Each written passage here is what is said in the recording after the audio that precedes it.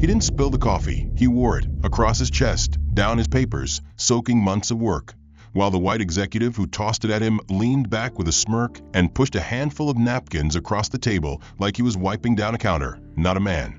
The black employee didn't speak. No one did. The room sat still, complicit in silence, watching him mop up the mess like it belonged to him. Laughter didn't echo. It lingered, low and mean, a quiet mockery dressed in business casual. Not one hand reached to help. Not one voice called it out. Because in this office, he was never one of them. He was tolerated, not respected. Present, but invisible. Until the day they found out who he really was. And by then, it was too late to unmake what they'd done. If that opening hit you, like the video, subscribe for the full series, and tell me in the comments, where are you watching from? And what would you do if you saw this unfold? The morning began the way most did for Elias Ward. He arrived at the towering glass building of Callister and Drake Financial 7 minutes before the hour, passing through the marble-tiled lobby without looking left or right. His badge swipe was fluid, his pace measured. Elias had always believed in the value of silence. It wasn't weakness, it was protection. On the elevator ride to floor 26, he stood behind a trio of chatty associates discussing stock volatility with the confidence of gamblers who had never missed a meal. Elias, in contrast, kept his breath steady, his dark blue tie straight, his expression unreadable. He had prepared for this day like any other, ironing his shirt the night before, memorizing a 2-minute synopsis of his projections, and organizing his printed binders with color-coded tags. His presentation would be brief, just a 10-minute walkthrough of second quarter financials for an executive team that didn't know his name. But the numbers were clean, the insight sharp, and his role was simple: deliver, nod, and disappear. As he entered the war room just past 7:45 a.m., he adjusted the layout of materials on the long walnut conference table. Light from the east windows cut across the gleaming floor, and the chill of overconditioning prickled his neck. The door behind him opened. Elias didn't turn right away. He was aligning the final handout stacks with the precision he carried into everything. The man who entered didn't greet him. Instead, he stopped short, sipped from a double-walled espresso cup, and gestured down at the carpet beneath Elias's knee. Without even asking who Elias was, Brandt pointed to a faint discoloration near the table leg and asked him to take care of that spill before the real meeting started. Elias stood slowly. He looked at the spot. It was part of the natural pattern in the weave, not a spill at all. Still, Brandt's tone had already moved on. Not harsh, not angry, just dismissive. Elias opened his mouth, then closed it. Brandt was already walking toward the head of the table, muttering something about the standards of building maintenance these days. The sting wasn't in the request. It was in the assumption. Elias wore a pressed charcoal jacket, clean slacks, and polished shoes. He held a leather folio of reports. Nothing about him suggested cleaning staff. Yet Brandt hadn't even hesitated. He hadn't looked twice. Elias didn't speak to anyone about the moment. Not when the VP of Operations walked in. Not when the head of strategic growth nodded politely. Not when a junior analyst whispered nervously about whether to run his portion before or after coffee. Elias sat where he was told, spoke only when addressed, and kept his tone even. After his portion was complete, he nodded, thanked them for the time, and left. Hours later, at precisely 3:27 p.m., Elias was finishing annotations on a tax framework report when something hit his desk. It didn't slam. It didn't splash. It simply landed. A crumpled napkin, used, rimmed with dark dressing stains and flecks of wilted greens, slid slightly to the right of his keyboard. Elias looked up. Brandt stood there, still holding his espresso, now half empty, with a casual air of amusement. He mentioned that the corner smelled wrong, and gestured vaguely before strolling away. Around Elias, the atmosphere thickened. A low-level consultant 2 desks overlooked away quickly. Another associate kept typing with forced focus. The new girl in marketing froze mid-scroll on her phone. No one said anything. No one laughed. They just watched. Then they looked away. Elias picked up the napkin with 2 fingers, folded it once, then again, and dropped it into his trash bin. He said nothing. The rest of the afternoon passed like driftwood in a slow river. Meetings, emails, polite exchanges. But underneath it all, Elias felt the weight. It wasn't just a napkin, or the false accusation of being a janitor. It was the invisibility, the way everyone acted like it hadn't happened, like his presence wasn't altered by it, like he didn't matter enough to defend. Elias rode the bus home at 6:12 p.m. He took his usual seat halfway down the aisle.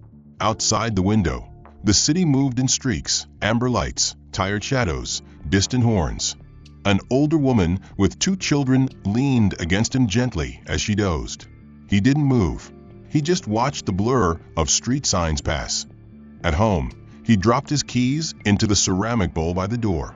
He turned on a single lamp in the corner of the room and sat down on the couch without removing his shoes. His apartment was small but clean, its furniture modest, its color scheme simple. He stared at the wall for a while, then picked up a worn copy of James Baldwin's Notes of a Native Son and read the same paragraph 3 times. It wouldn't stick. The words were perfect, the ache behind them familiar. But tonight, they weren't enough. The next morning, Elias returned to work. Nothing had changed. His inbox overflowed with numbers, edits, requests. Brandt passed him in the hall without acknowledgement. Later that week, Elias heard him discussing a dinner event with another executive. They spoke of wine, of legacy, of sons stepping into shoes they hadn't earned. Elias stood outside the glass conference door for a full minute before anyone remembered he was supposed to be in that meeting. The door opened. No apology, just a wave of a hand. His work was there, his graphs, his formatting, his exact structuring. But beneath the title, the attribution read a different name, a junior strategist from another floor. Elias blinked once, checked the file details, then leaned back slowly in his chair. There had been no warning, no explanation, and certainly no correction. He stared at the header again, the small name that replaced his. A week ago it would have stung. Today, it landed somewhere deeper. Later that morning, as he stepped into the break room to refill his coffee, Brandt stood at the counter, swiping through emails on his phone.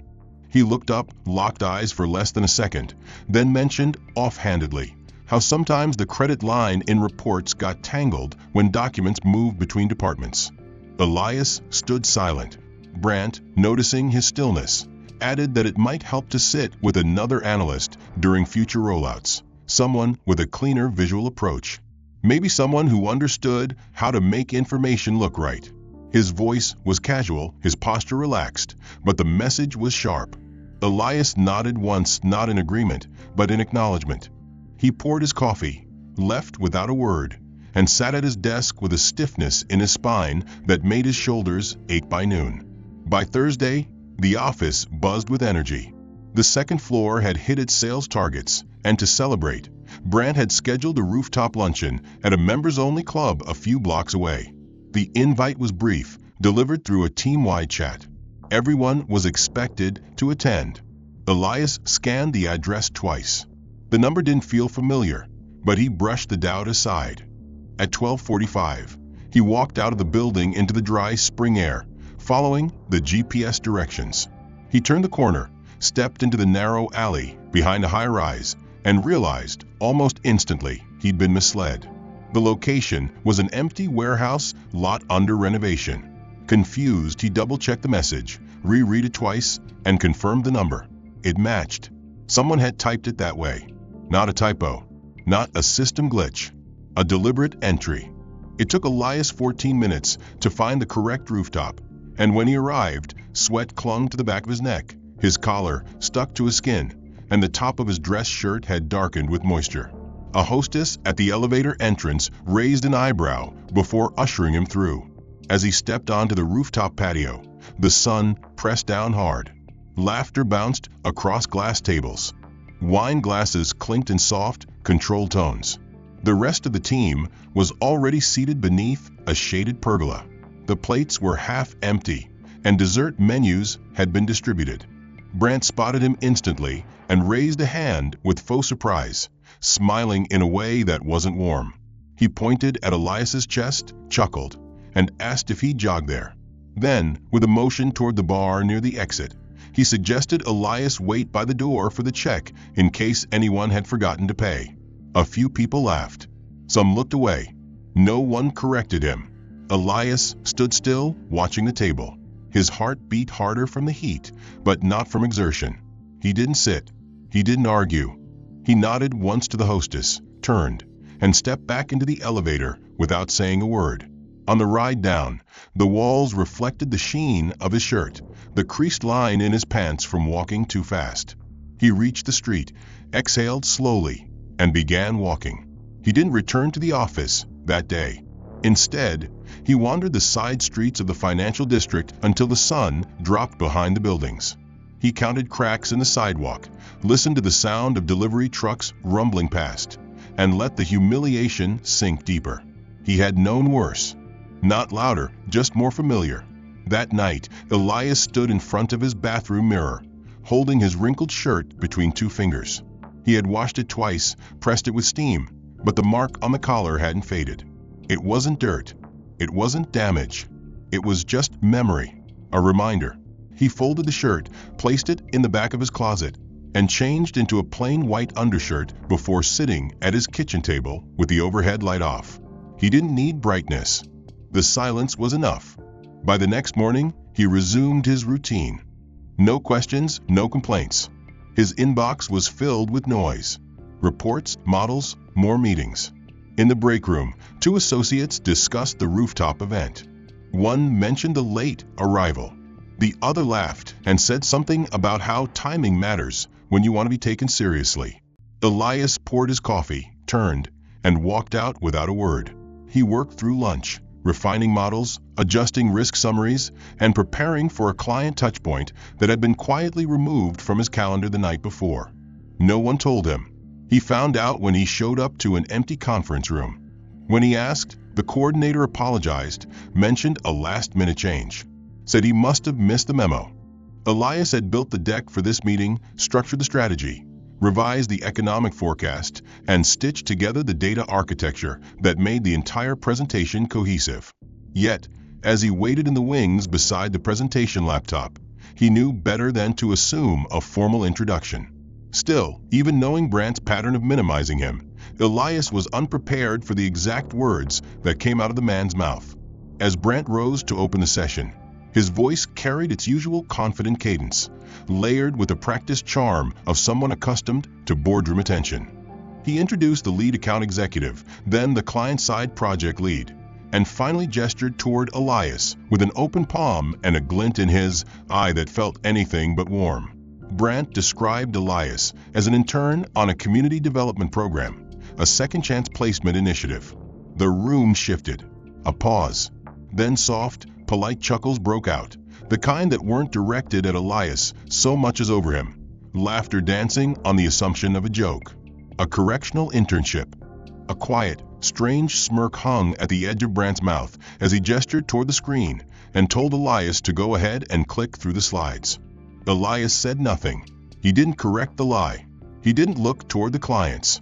He moved slowly to the laptop, sat down in the only unpadded chair in the corner of the room, facing the wall-mounted display, not the table, and began guiding the slideshow forward with a calm, expressionless face. The silence in the room deepened as the data filled the screen. No one made eye contact with Elias. Questions directed at the model were answered by Brandt. Even when a client gestured vaguely toward the screen and asked about assumptions made on fiscal yield, Brandt spoke over his shoulder, repeating information Elias had provided, but giving none of the credit. Elias kept moving the slides forward. He never turned his head. When the meeting ended, the clients shook Brandt's hand, complimented the insights, and nodded politely to Elias with the same smile people use when acknowledging someone holding a door open. Back in his office, Elias sat motionless for 20 minutes. His fingers hovered over his keyboard, unmoving. The laughter from the meeting echoed in the hollows of his chest. He knew exactly what had happened. It wasn't a joke.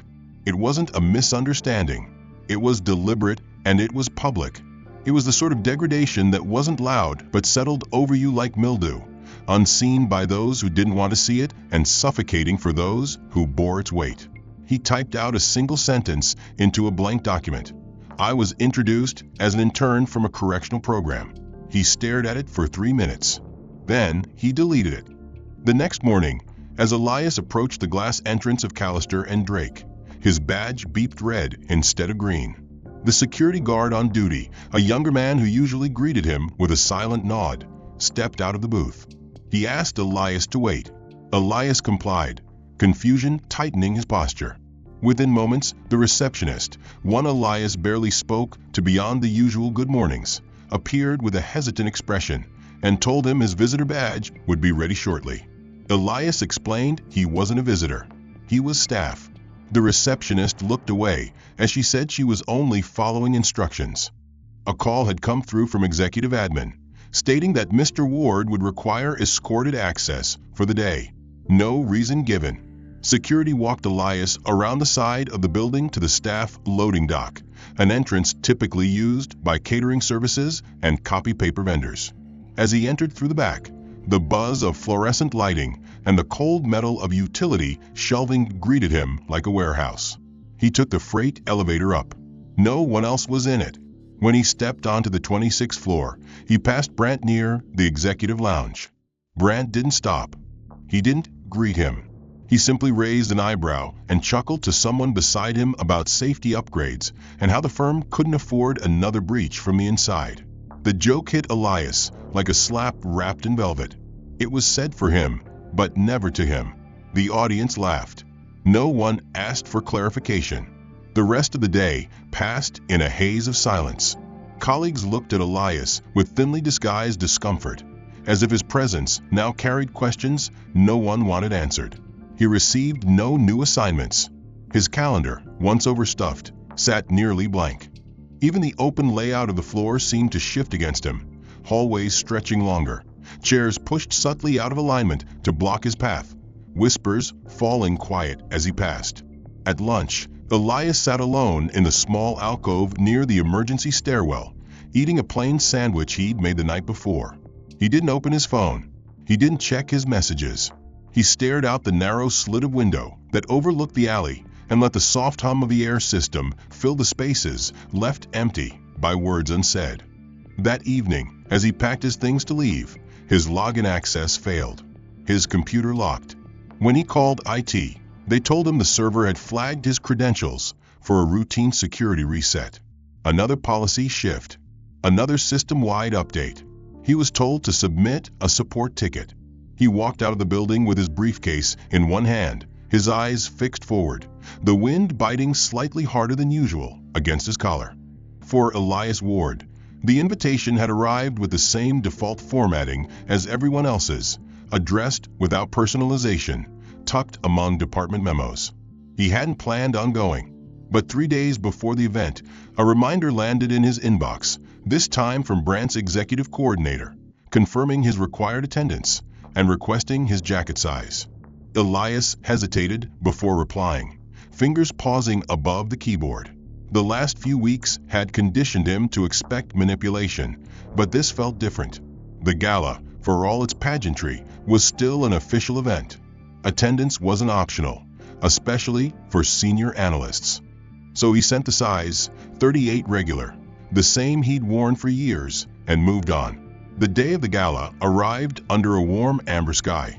Elias left the office early and walked the short distance to the Leighton, passing pedestrians dressed in muted elegance, the kind of confidence that draped itself across shoulders rather than flashed on wrists.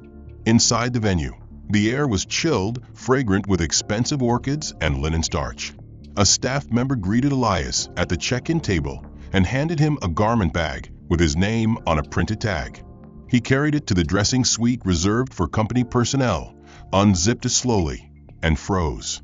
Inside hung not the sleek black tuxedo the other men had described, but a plain white jacket, stiff, high-collared, with black trim at the cuffs. There was no bow tie, no formal shirt, just a utility collar and matching black slacks, with a crease pressed sharp and flat. At first, Elias thought it was a mistake. He checked the tag again. His name was spelled correctly. He looked around the room. Other team members were already dressed, laughing, adjusting their cufflinks in the long mirrors. All wore tailored black tuxedos, matching shoes, polished lapels. Elias stood behind them, out of view, the white jacket still draped over his arm. He dressed in silence. The jacket itched at the neck. The material was too heavy, meant for appearance, not comfort. When he emerged into the main ballroom, heads turned briefly, some in recognition, others in confusion. The servers for the event wore the same style jacket. Elias wasn't given a name tag like the others. He wasn't directed to a table. He stood near the back wall, unsure whether to find his seat or wait for someone to explain. Before he could ask, a woman in a floor-length gown walked up, handed him an empty champagne flute, and asked for a refill. Elias blinked, stunned, but said nothing. He took the glass and handed it to a passing waiter, without responding. A few minutes later, an older donor approached him holding a dessert plate and asked whether valet pickup was on the east or west side. Again, Elias said nothing, only gestured vaguely and stepped away. As the evening progressed, the pattern solidified. Elias was treated as part of the help, expected to move aside, to answer service questions, to navigate unnoticed. No one from his department approached him. Brandt, seated near the head of the main table, locked eyes with Elias only once, then turned away with a grin buried behind his wine glass. When the program began, Elias hovered at the room's edge, listening to speeches about community, about inclusion, about lifting others. He stood while others sat, listened while others applauded. His chair, he noticed, was missing from the reserved table he'd been listed under. After the final speech concluded and the last toast rang out, waitstaff began clearing tables with choreographed efficiency. Elias turned to leave quietly, but before he could step away, Brandt rose from his seat, gestured at his untouched creme brulee, and pushed the plate toward Elias with the same nonchalant arrogance he used when discarding the napkin weeks earlier. No words, no eye contact, just an unspoken command. A few guests chuckled as if watching a moment of harmless theater. Someone clapped slowly, sarcastically. Elias reached for the plate without expression, lifted it onto a nearby tray already stacked with glasses, and walked it across the ballroom floor toward the staging area. The tray was heavy, not just in weight, but in consequence. Around him, donors laughed, shook hands, clinked glasses. Elias walked past them in silence, the white jacket reflecting the chandelier light like a spotlight he never asked for. No one stopped him. No one corrected Brandt. No one said his name. Outside, the city glowed with late-night pulse. Elias stood near the delivery dock, his fingers wrapped around a paper cup of black coffee offered by a real staff member who assumed he was one of them. He accepted it. He leaned against the concrete wall and stared at the sky, dark with humidity. He didn't feel rage. He didn't cry. But something inside him broke that night, not loudly, but completely. The illusion that silence would shield him was gone. The belief that hard work would rise above quiet sabotage was fractured. He was seen when they needed a target, forgotten when they needed a mind. After a moment, it flickered faintly, then cut to a system error screen that resembled something from a decade ago. Confused, Elias checked the laptop's casing. It wasn't his. It was an older company issue model, one no longer in rotation, the kind typically sent to the temp desk for interns or part-time assistants. Its corner bore a long scratch. The keys stuck as he typed. Several were missing letters. He stared at it in silence, then looked toward the hallway to see if IT had delivered it by mistake. No one came. When he approached the help desk that morning, he was met with polite indifference. The technician glanced at the serial number and shrugged. The system showed it had been reassigned per executive override. No specifics. Just that it came from the top. Elias asked if his original system had been reassigned. The technician said it had. It had been labeled for reallocation. No further details available. He didn't press the matter. He returned to his office, now dim with weak light from the older screen, and opened the week's reports using the outdated software that couldn't properly render several files. He worked slower, his fingers adjusting to the missing keys, the lag between commands, the flicker that pulsed at random intervals like a warning light. That afternoon, an internal memo was sent firm-wide announcing the unveiling of a new commemorative wall in the main hallway of the 26th floor, showcasing senior analysts who had significantly contributed to the firm's recent growth. Names were listed in alphabetical order.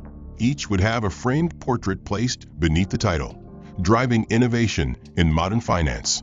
Elias scrolled the list twice. His name wasn't there.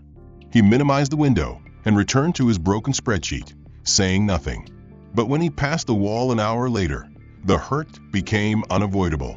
The portraits had been installed, 18 polished frames, each with a crisp photograph, each subject in formal attire, standing proud, names engraved in metal plates beneath them.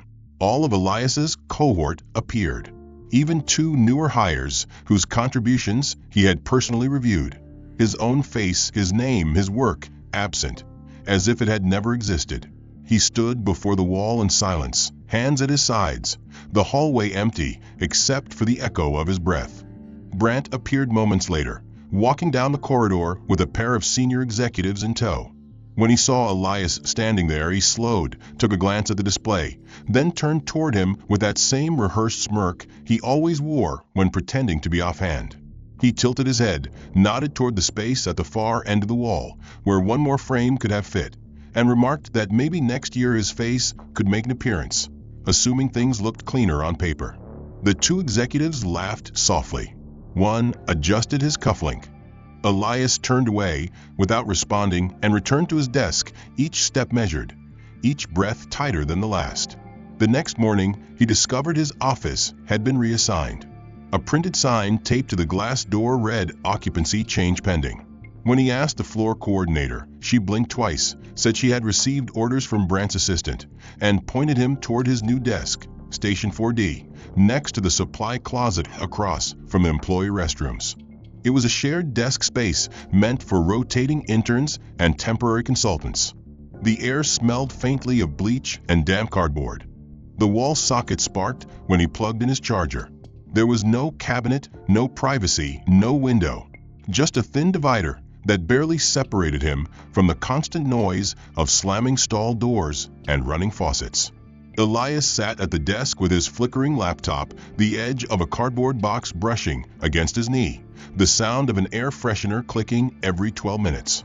He stared at the screen as if it held a door he could escape through.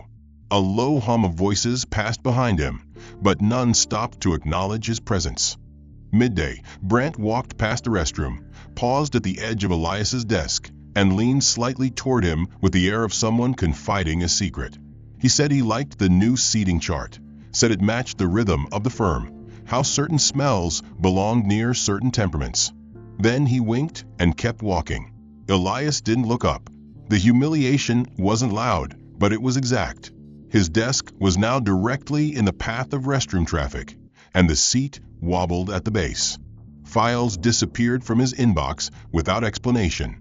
Requests he submitted were rerouted through junior staff. Meeting invites never came. One afternoon, he received a department-wide lunch memo.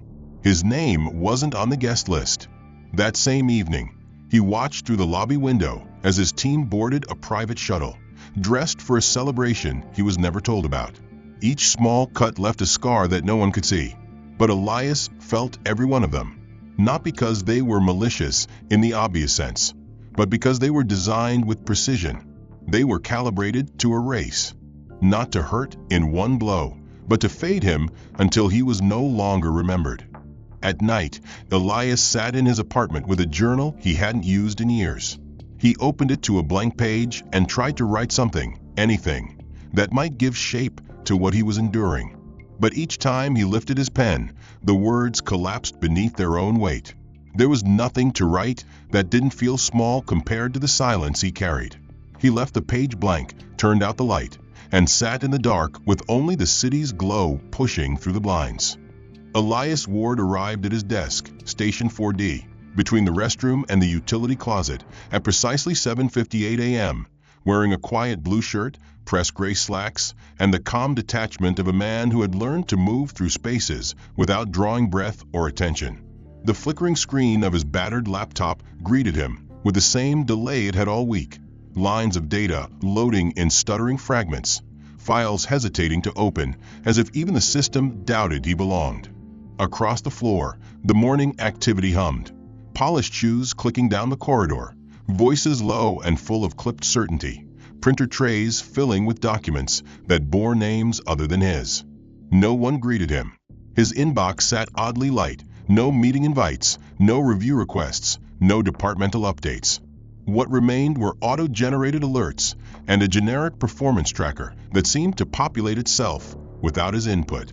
At 9:30 sharp, Elias received a text message, not from a manager, but from an intern 2 floors down, asking if he would be attending the executive briefing in Conference 3B.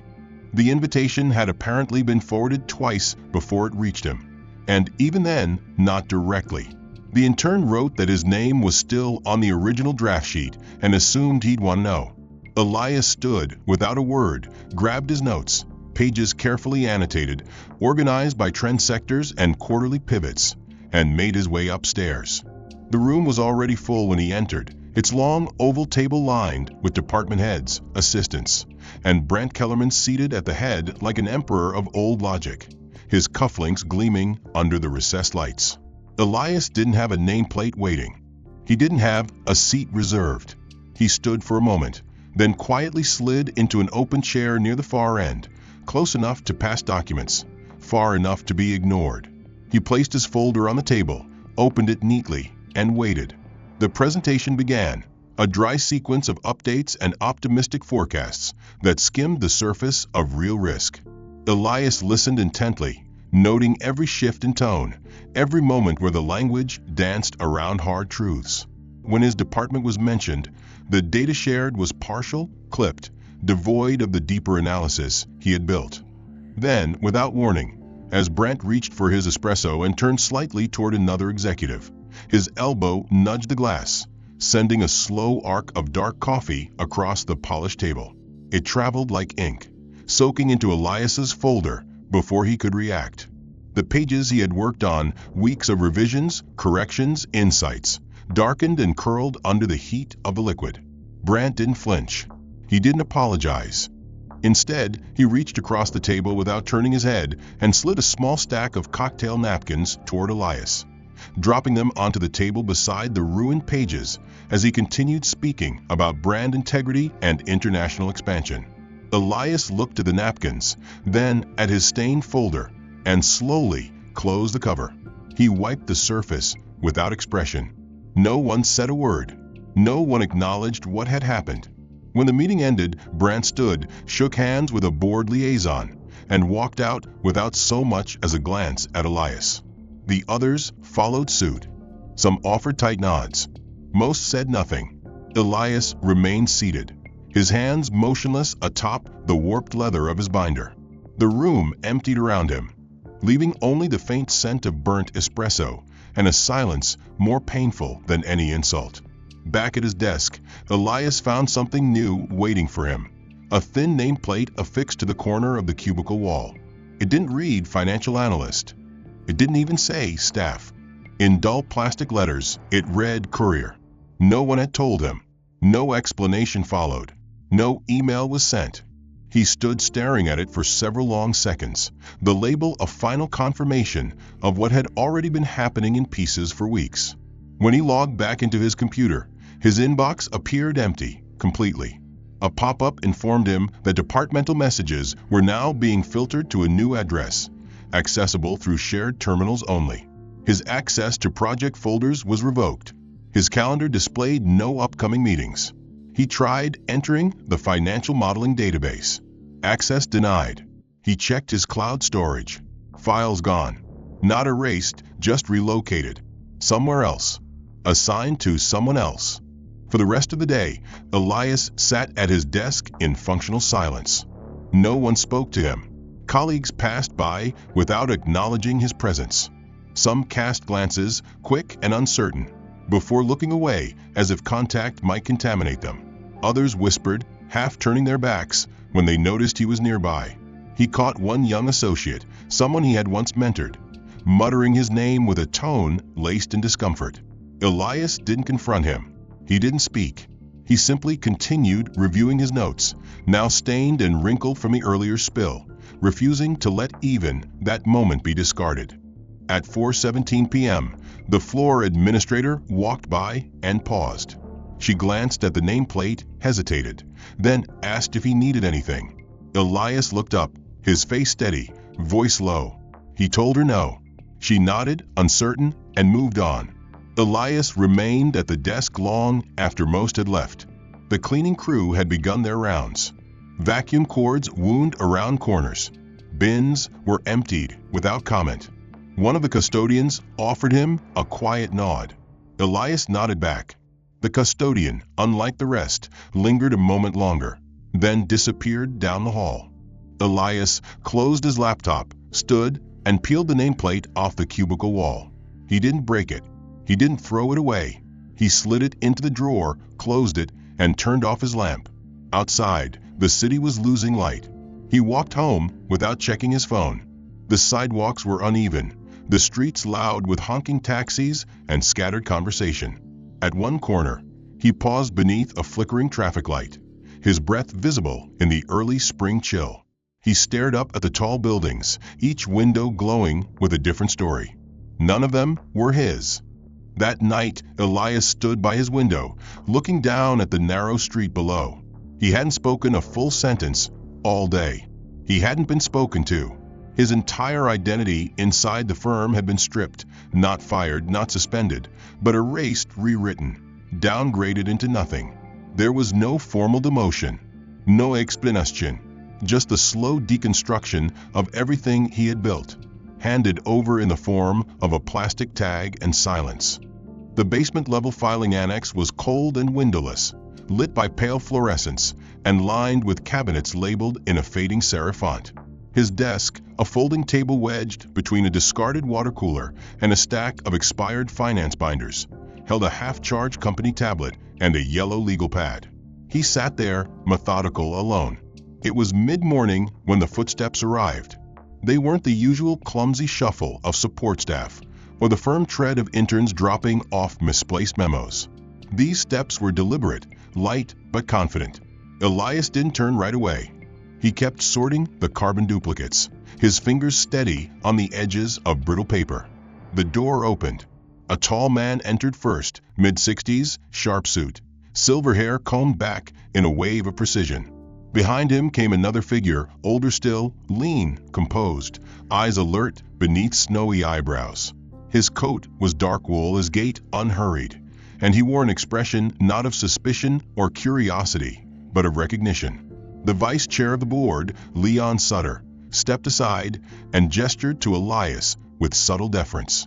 The older man smiled, took 2 steps forward, and without hesitation addressed Elias by name. Not just Elias. Dr. Ward. The sound landed softly, but carried like thunder across the small room. Elias looked up, finally, and stood. His posture remained even, but the shift was undeniable. His eyes met the older man's with a familiarity that said this wasn't a mistake, wasn't luck, wasn't theater. This was real. Brandt Kellerman, walking the adjacent hallway with a junior executive in tow, came into view just as the words reached him. He stopped mid-sentence. His gaze locked on the scene unfolding through the half-open door. Leon Sutter, board vice chair, was standing inside the lowest corner of the building, addressing the man Brandt had spent months humiliating with the kind of tone reserved for distinguished guests. The older man, Harold Rensselaer, former Undersecretary of Energy Policy and one of the firm's most powerful long-term strategic partners, placed a hand lightly on Elias's shoulder and asked if the analytics Elias had been reviewing matched the framework used during his work for the Department of Energy's High-Security Task Force on Cross-Border Economic Anomalies. His voice was casual, but the weight of the reference was unmistakable. Elias nodded once. Not showy, not dramatic, just a simple confirmation, quiet and matter-of-fact. The kind of answer that only meant something if you already understood the history.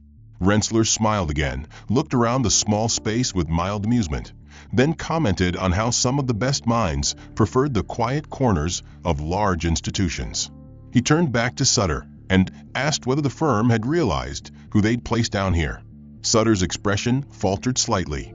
His brow tightened just for a moment, then relaxed. He gestured toward the hallway and invited Elias to join them for a walk. Elias declined politely, mentioning he had work to finish. The refusal was calm, respectful, but the effect was seismic. Outside the room, Brandt didn't move. His junior companion noticed the change in atmosphere, but said nothing. Brandt's hands tensed at his sides. He couldn't walk away without making it obvious. He couldn't interrupt without opening questions. He simply stood there as the two older men walked out, discussing projects Elias had consulted on years ago, references to federal commissions and interagency models that had never appeared on his firm resume. As they passed Brandt, neither man acknowledged him. The hallway grew still after they left. Word traveled in the way important news always does, through glances, through soft questions disguised as gossip, through accidental mentions that linger too long. By noon, department heads were whispering. By 2, Elias received an email from Central Administration requesting a full personnel update. It came with an apology buried in corporate language and an urgent request to schedule a meeting with the executive partner in residence. Elias didn't reply. He returned to his sorting, to the papers that no one else touched, to the storage bins filled with documents from projects long shelved. But something had shifted.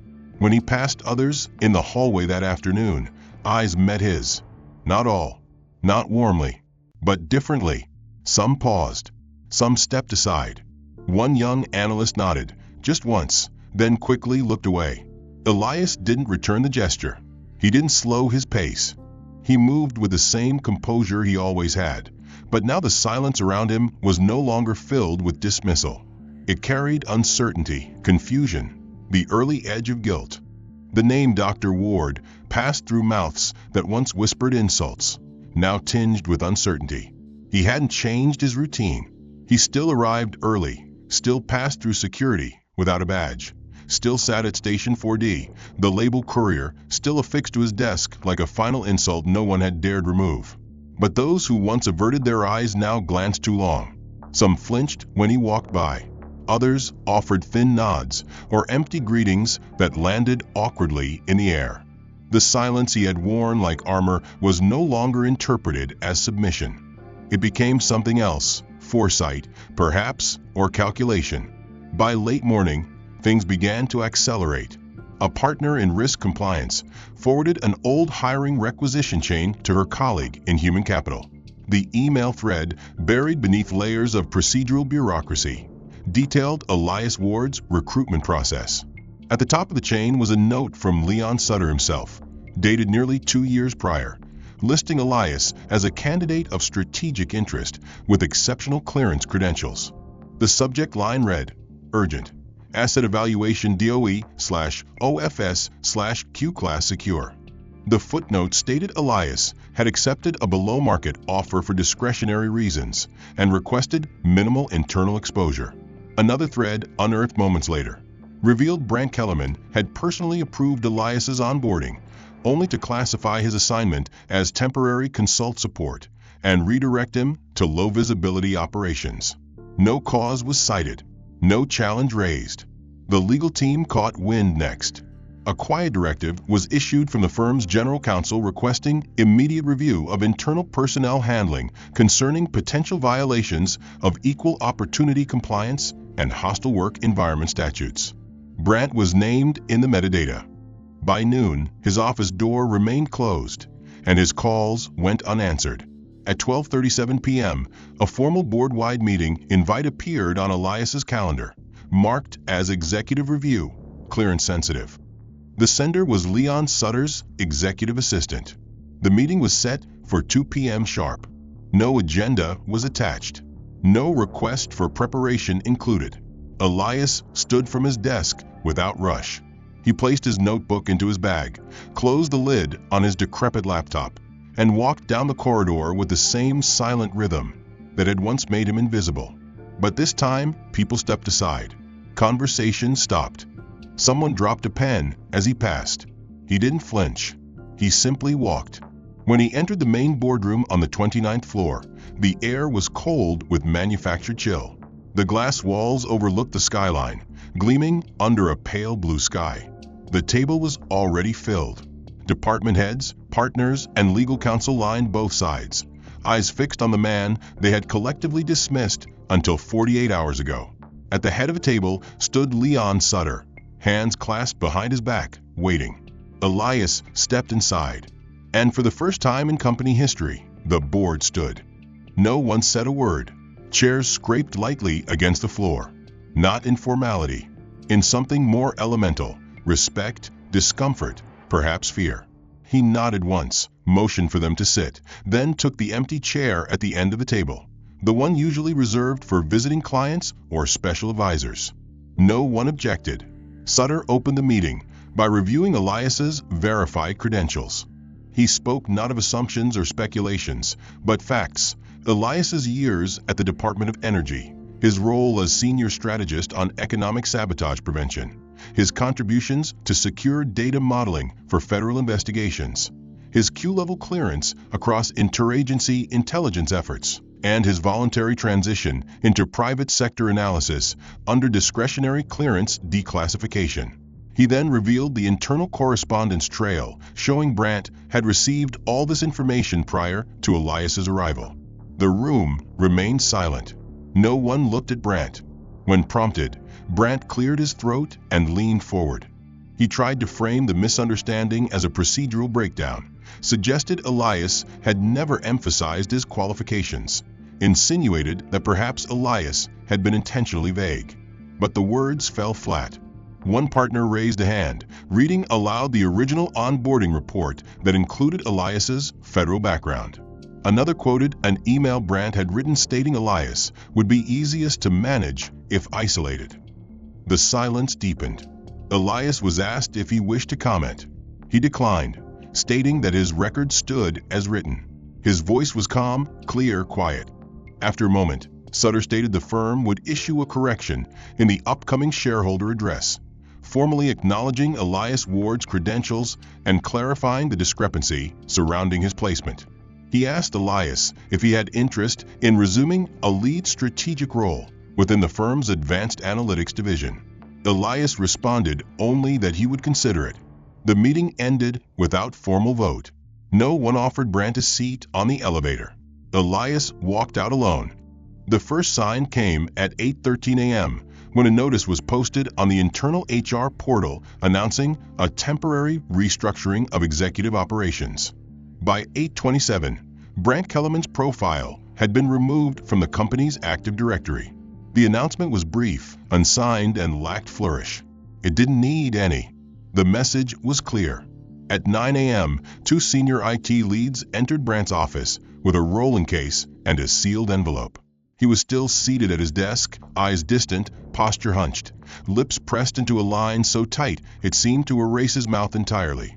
They said nothing as they disconnected his workstation, scanned his access credentials, and revoked his badge in real time. The servers confirmed the change immediately. He was no longer authorized. By 9:14, a third-party compliance officer arrived from the firm's legal partners. Accompanying her was the head of internal ethics, a woman Brandt had never bothered to remember by name. Together, they reviewed a dossier of logged communications dating back 8 months. The digital audit, restored from Elias Ward's original account, included timestamps, flagged edits, and direct evidence of repeated manipulation. Metrics had been altered, reports rerouted, meeting invites deleted before Elias ever saw them. Every misstep Brandt had forced was documented in system code. It was not interpretation. It was fact. The review lasted 27 minutes. At 9:41 a.m., a request was issued to clear Brandt's office. By 10:02, two members of the facilities team arrived with a bin and a lockbox. Brandt stood only once, gathered a photo from his desk, and placed it into his bag. He didn't speak. When security arrived, he left the building without protest. No dramatic scene. No confrontación. just the quiet resignation of a man who had believed himself invincible until the walls fell in. While this unfolded upstairs, Elias Ward sat at his desk, reviewing an internal request regarding departmental reassignment structures. His screen no longer flickered. His system access had been fully restored overnight, including full read and write permissions on the firm's analytics archive. The courier label had been removed before sunrise. His name now appeared in gold text on the department roster beside the title Strategic Systems Consultant. He hadn't asked for it, he hadn't approved it, but he also didn't reject it, at least not immediately. Around midday, Elias received a personal invitation to meet with the board regarding long-term planning. Instead of attending in the formal conference room, he requested the conversation take place in the same downstairs annex where he had been stationed during his erasure. The request was met with quiet confusion, but it was granted. When the board members arrived, Elias stood beside the same folding table, the same dim lighting casting familiar shadows. He listened as Leon Sutter offered a formal apology on behalf of the firm, acknowledging the systemic failures that had enabled Brandt's misconduct and the broader culture that permitted silence to fester. Elias listened. He accepted the apology, not as vindication, but as necessity. When asked if he would accept the role of executive director for strategic advancement, a position created specifically to reflect his background, he declined.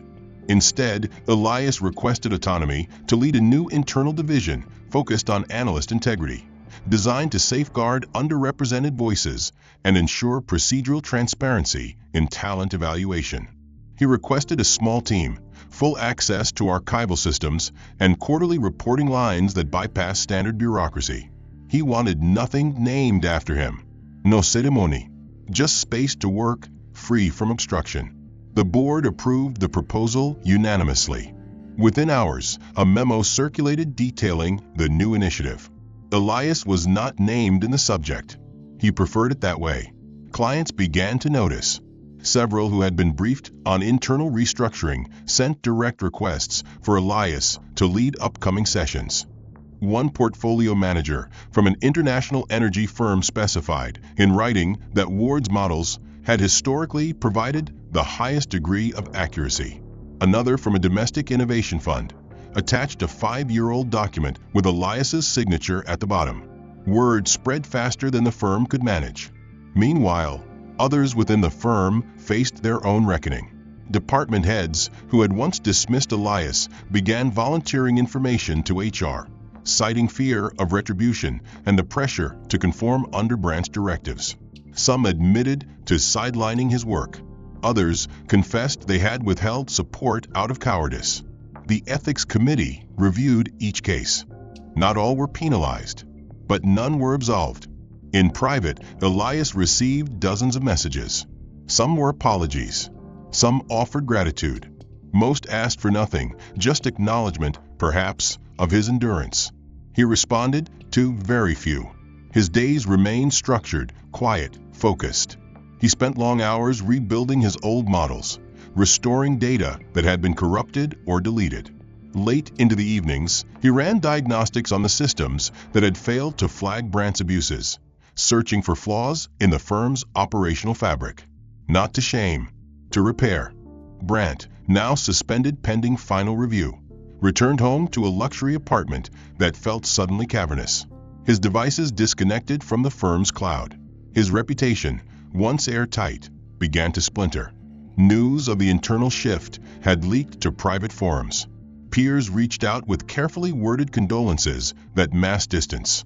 Investors began asking whether the firm's stability had been compromised. His name carried weight, but now it dragged. It did not lift. Elias, in contrast, found his name being spoken in places where truth mattered.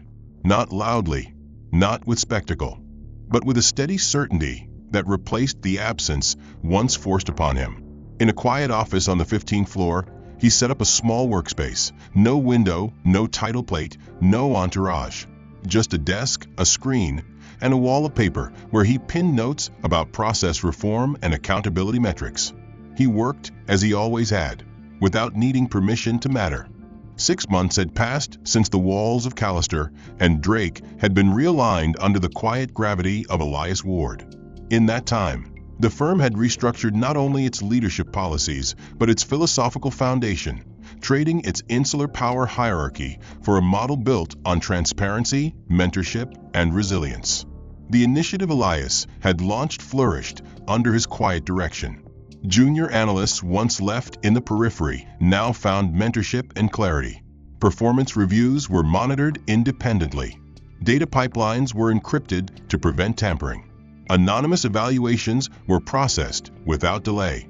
Elias remained in the background, still declining executive titles, still rejecting praise he deemed unnecessary.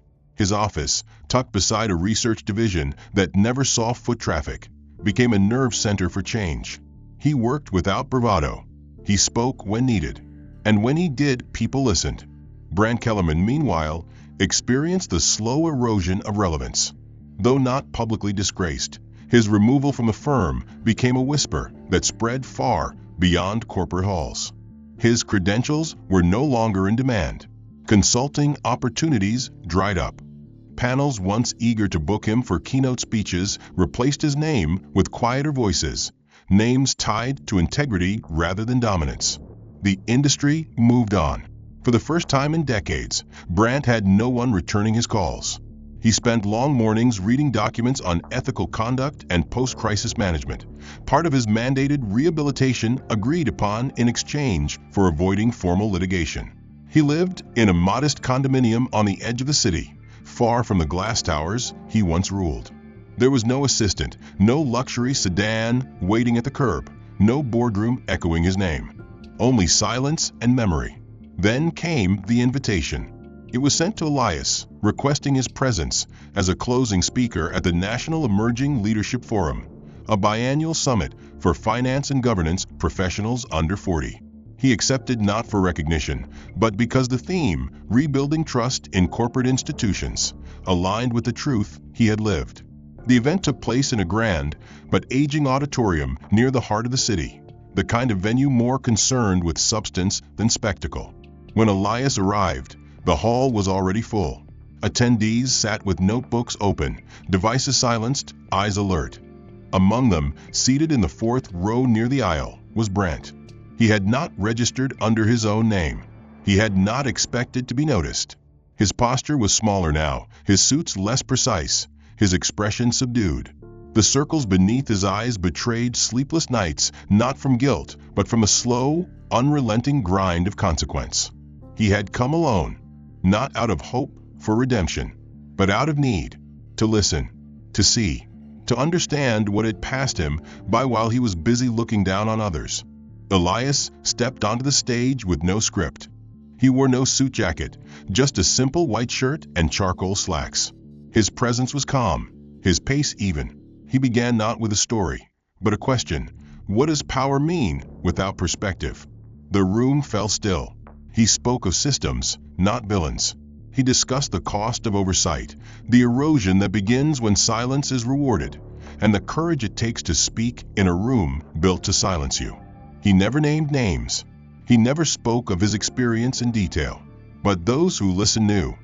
They felt it in the precision of his words, in the absence of blame, in the presence of truth. He spoke not as a victim, nor as a survivor, but as a builder. A man who had been forced to rebuild from nothing, and in doing so, discovered how much could be done with clarity, discipline, and restraint. As he finished, the audience stood, not in applause born a spectacle, but in a shared recognition that they had been given something rare: honesty without ego. In the fourth row, Brandt did not stand. He did not clap. He simply sat, hands clasped together, gaze fixed forward, his face unreadable. When the room emptied, when the laughter and conversation moved into the corridors, he remained seated. Elias passed by him, walking down the aisle without pause. Their eyes did not meet. Their names were not exchanged. And yet, the moment hung there, between them like glass, clear and unshattered. Elias had not ignored him out of pettiness. There was nothing left to punish, no point to prove. The story had already moved past them both. Brandt felt that truth settle in his chest, not as pain, but as weight. The weight of understanding. The kind that arrives when you finally see that everything you thought you had mastered was nothing more than illusion. The man he had tried to erase had become a living indictment of every value he once defended. And yet, Elias offered no vengeance, no satisfaction, only silence, only grace. In the weeks that followed, Brandt began attending mentorship sessions for displaced executives. Not as a speaker, but as a participant. He spoke sparingly. He listened more. He reached out to a few of his former staffers, not to reclaim his image, but to apologize. Some responded, some didn't. He accepted both. He sold his apartment, downsized, began volunteering with a nonprofit that helped train first-generation graduates in financial literacy. He wasn't a hero. He wasn't a villain redeemed. He was simply trying. Elias continued his work. Quiet, relentless, focused. He launched 2 new internal labs dedicated to equity audits. His models were adopted by 3 partner firms. Still, he never asked for a platform, never issued statements. He let the work define the legacy. And that legacy began to change the places it touched. Not quickly, not loudly, but with depth. The story did not end with triumph. It ended with motion. A firm rebuilt, a voice restored, a truth revealed. And a man who once believed silence meant weakness now understood that the strongest voice in the room is often the one that doesn't need to shout. The end. If you've been following the story and it's left an impression on you, take a moment to like the video and subscribe to the channel so you don't miss what's coming next. I'd love to hear your thoughts. What do you think about the way the plot unfolded? Was there a moment that hit hardest for you? Drop your thoughts in the comments and let me know where in the world you're watching from. Your voice matters here. Let's keep this conversation going.